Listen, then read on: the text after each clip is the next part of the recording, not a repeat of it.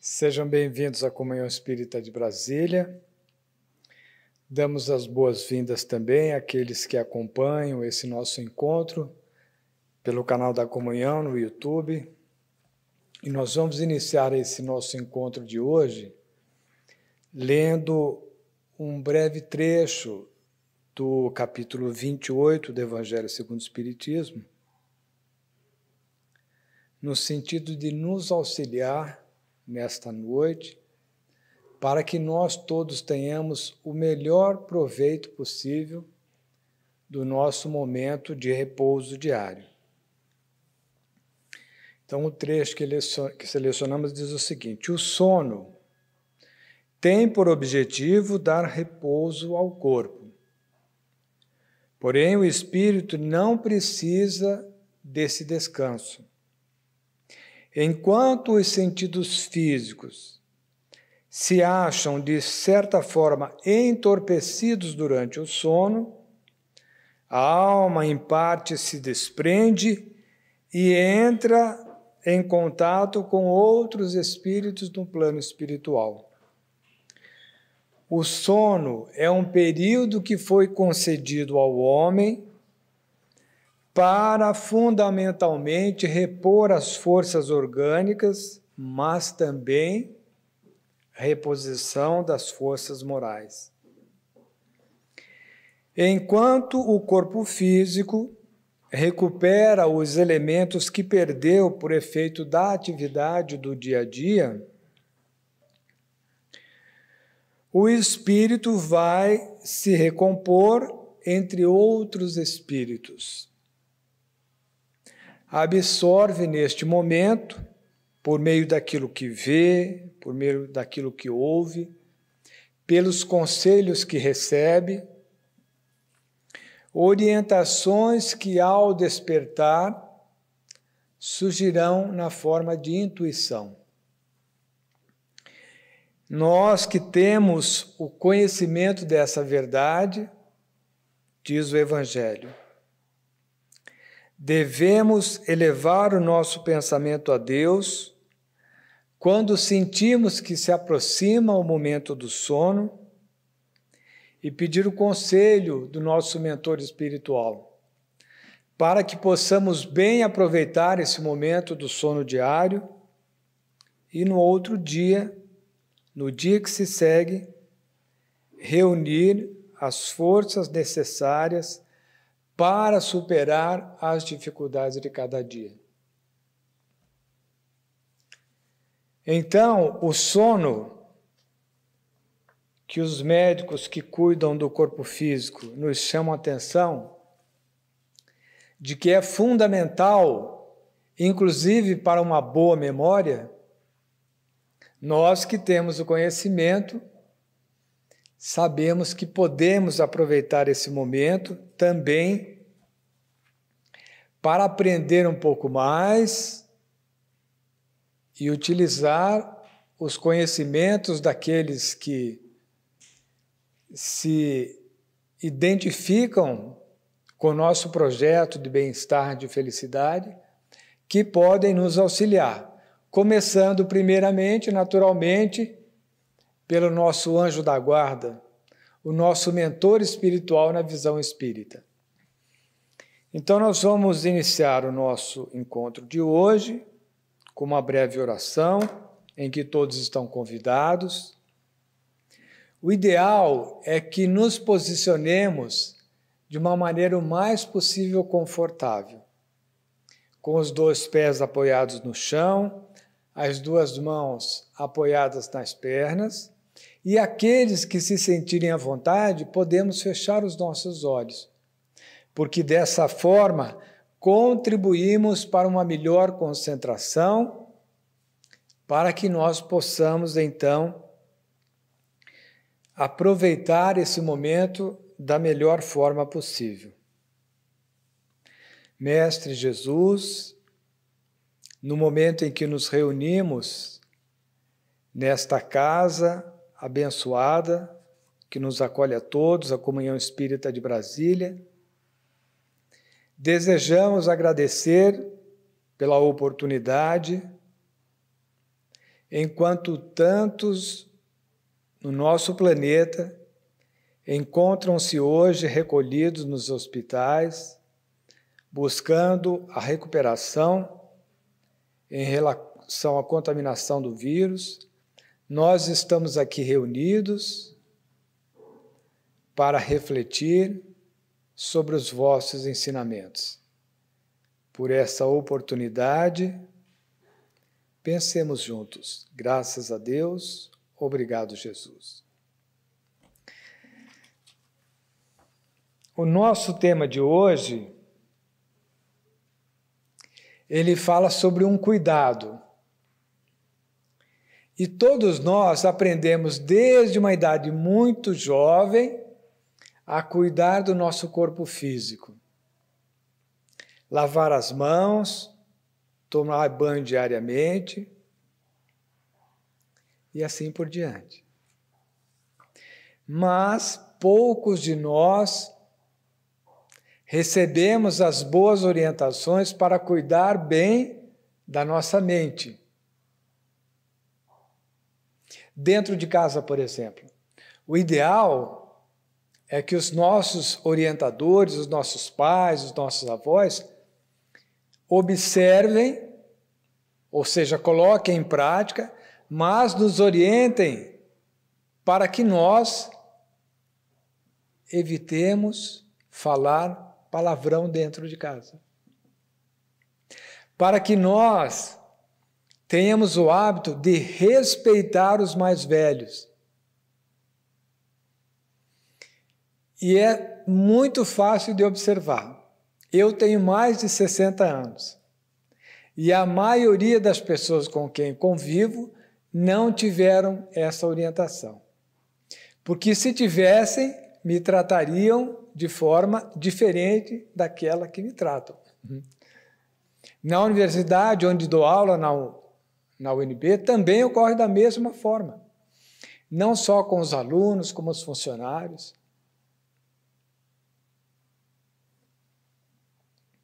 Então, hoje nós vamos falar sobre um cuidado que é fundamental para que a gente se relacione bem com as pessoas, para que nós possamos ser bem tratados pelas outras pessoas. É o cuidado que começa com o nosso pensamento, mas que se espraia por todas as direções quando nós verbalizamos. É o cuidado com as palavras. E para desenvolver esse tema, nós pesquisamos 2 livros fundamentais. O primeiro deles é o livro Pontos e Contos. Quem ainda não conhece está perdendo uma oportunidade fabulosa de conhecer os escritos deste autor, que se identifica como Irmão X. Particularmente o Pontos e Contos foi psicografado pelo Chico Xavier. E essa obra ela foi publicada pela primeira vez no ano de 1950, pós-Segunda Guerra Mundial, na cidade de Pedro Leopoldo, em Minas Gerais. Em segundo lugar, nós pesquisamos um texto que faz parte do Novo Testamento. E como eu sou professor, não tenho nenhum preconceito para repetir sempre que for necessário. A Bíblia Sagrada ela se compõe de 2 textos básicos, o Antigo Testamento e o Novo Testamento. O Novo Testamento se inicia com os 4 evangelhos. Mas, para além dos 4 evangelhos, tem outros livros que compõem o Novo Testamento. Então, nós fomos pesquisar numa epístola que foi escrita pelo apóstolo Tiago, no capítulo 3 da epístola de Tiago. Então, São 2 pontos que nós pesquisamos para tratar desse assunto. O que é que nós falamos, como falamos e qual é o impacto daquilo que nós falamos. Porque depois não adianta pedir desculpa. Depois que a gente fala algo que não deveria falar, a desculpa não apaga o sentimento que causou naquela pessoa que ouviu quando a gente não se expressa adequadamente.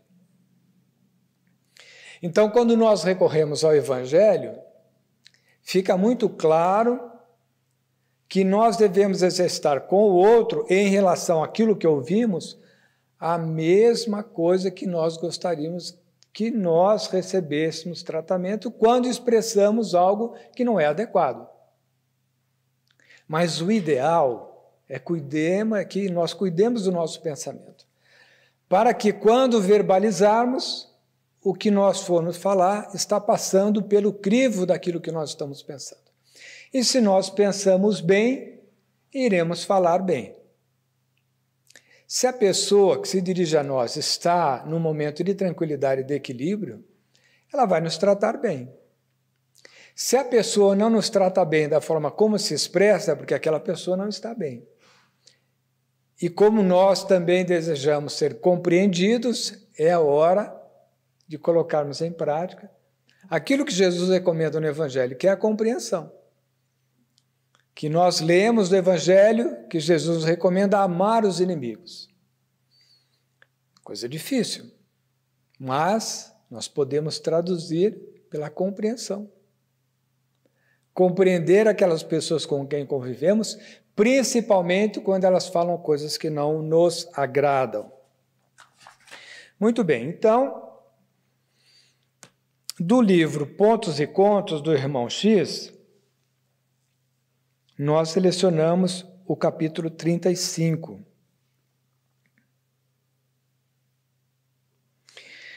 Mas vale a pena lembrar que na introdução dessa obra, Pontos e Contos, o autor, que na realidade é Humberto de Campos, o escritor brasileiro Humberto de Campos, que passou a adotar o pseudônimo de Irmão X. Então, Humberto de Campos, que nasceu em 1886, lá no Maranhão, ele nos dá algumas ideias na introdução do livro. Ele diz assim, para aqueles que estão buscando na memória identificar, é o mesmo autor do livro Brasil, Coração do Mundo, Pátria do Evangelho. É o mesmo autor, Humberto de Campos, Irmão X. Muito bem. Então, na introdução do Pontos e Contos, Humberto de Campos, usando o pseudônimo de Irmão X, diz o seguinte: o Evangelho que inicia o Novo Testamento, os 4 Evangelhos, é o livro da vida, cheio de contos e pontos divinos, trazidos ao mundo pelo celeste orientador. Nós sabemos que a doutrina espírita nos esclarece que o celeste orientador Jesus é o modelo e o guia.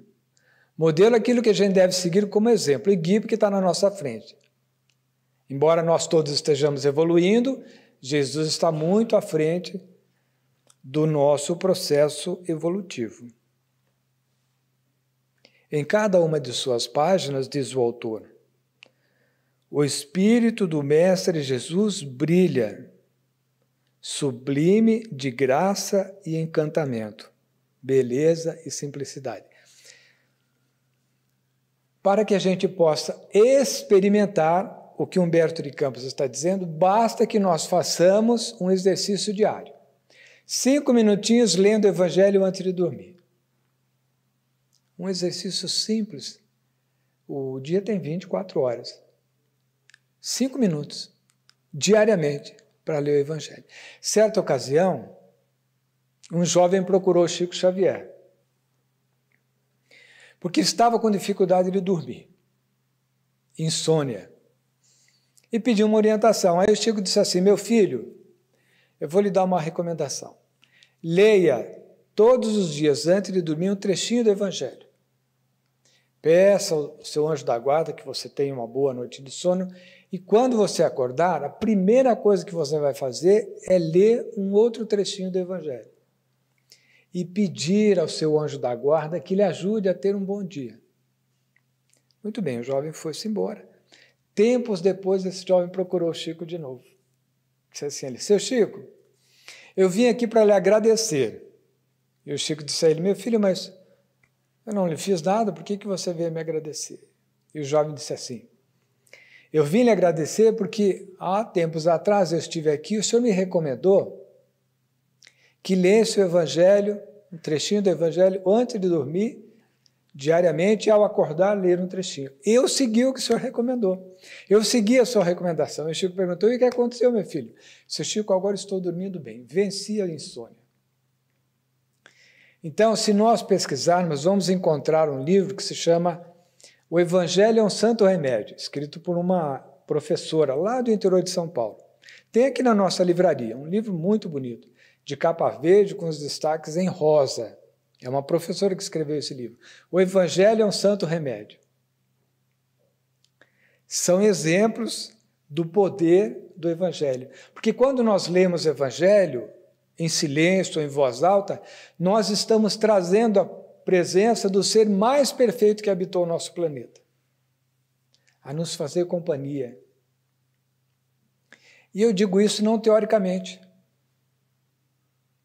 porque embora na faculdade eu tenha que desenvolver com meus alunos o raciocínio teórico e também prático, quando estudamos alguns casos de empresas, mas em relação a este ponto, eu sou o exemplo vivo, porque eu leio o Evangelho desde os 10 anos de idade, diariamente. Então, são 50 anos lendo o Evangelho. Então, eu sou a pessoa que pode dar o depoimento que o Evangelho é um santo remédio. Muito bem, então o autor, Humberto de Campos, irmão X, no capítulo 35 do Pontos e Contos, diz assim, vamos observar que história interessante.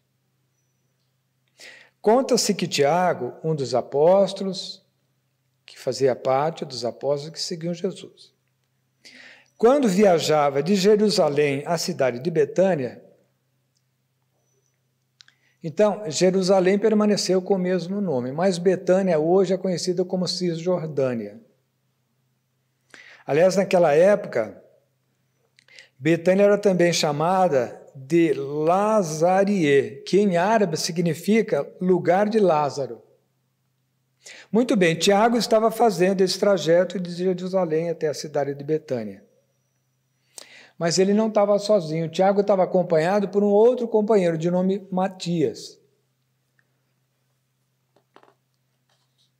E, de repente, o Tiago começou a falar sobre Judas Iscariotes. Começou a conversar com Matias. E ele disse assim, este local, Matias, lembra o local em que Jesus foi traído, se referindo à situação que todos devem conhecer em relação à indicação de Judas de quem era o Nazareno aos soldados de Roma. As árvores próximas parece que estão esperando as lições do final da tarde, quando Jesus apreciava as meditações mais profundas. São palavras de Tiago para Matias. E Tiago continuou, recordo-me ainda do instante inesperado. Judas vinha à frente dos oficiais e soldados que empunhavam lanternas e espadas.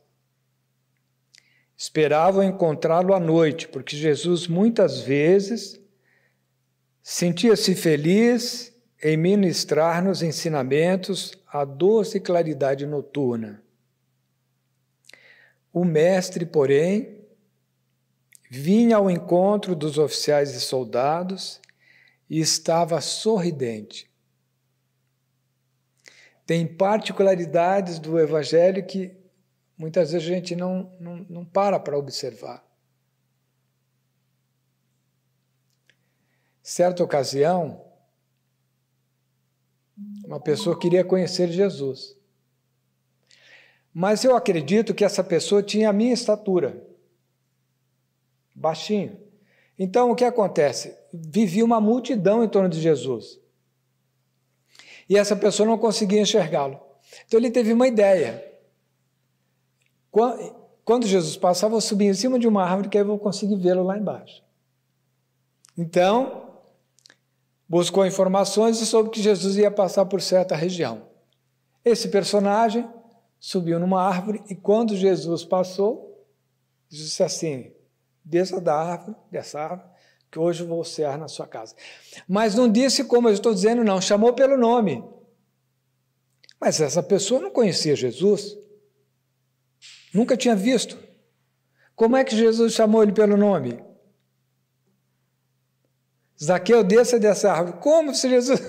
Zaqueu não conhecia. A gente lê e não para pensar nas particularidades, nos detalhes. Como é que Jesus sabia o nome? A gente precisa observar para compreender, para fortalecer em nós que Jesus é o ser mais perfeito que habitou o nosso planeta. Por isso que ele é o modelo e o guia. E quando nós nos espelhamos naquilo que é possível, nós estamos caminhando para encontrar o caminho que nos leva à felicidade. Mas não a felicidade temporária, quando a pessoa compra um aparelho novo, uma roupa nova, um carro novo, uma casa, um apartamento novo. Não, porque isso tudo é passageiro. Ninguém vai sair daqui do planeta Terra levando um aparelho novo. Vai ficar aqui, alguém vai usar esse aparelho. Nós não vamos levá-lo junto conosco. Mas nós vamos levar, sim, as boas imagens que nós cultivamos enquanto estivermos aqui no planeta. Aqueles que já viram um filme Nosso Lar ou que leram o livro Nosso Lar vão se recordar de uma passagem em que o médico brasileiro, André Luiz, pergunta a um dos orientadores por que é que ele foi socorrido, se ele passou muito tempo em grande dificuldade após a morte do corpo físico. Então esclareceram a André Luiz que ele havia sido socorrido muito em função das orações que haviam sido endereçadas em benefício dele por pessoas completamente desconhecidas do médico, mas que ele, auxiliado por sua secretária, atendia essas pessoas que não tinham condições de pagar a consulta, porque ele era médico, às sextas-feiras, no período da tarde. Quando o doutor André Luiz morreu, essas pessoas oraram por ele, pedindo a Deus pelo bom encaminhamento daquele médico que, na visão dessas pessoas, era um benfeitor.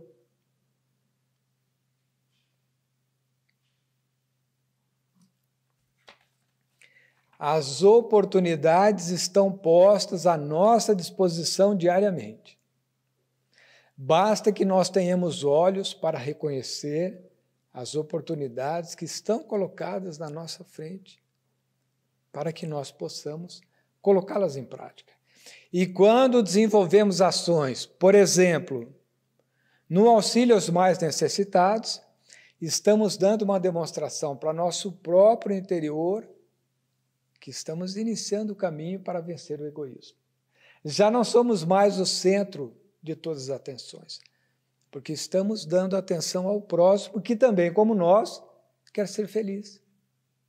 Deseja o caminho da felicidade. Muito bem. Voltando às palavras de Tiago, se dirigindo a Matias, ele disse assim,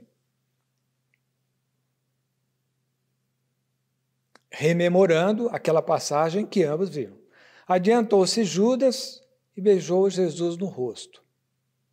A partir desse instante, estabeleceu-se o tumulto e consumou-se a prisão de Jesus, começando desde então o nosso martírio, o martírio para aqueles que seguiam os seus ensinamentos. Neste momento, Matias, que estava ouvindo Tiago, disse assim, que homem terrível esse Judas! Me entristece profundamente somente de lembrar de sua pessoa.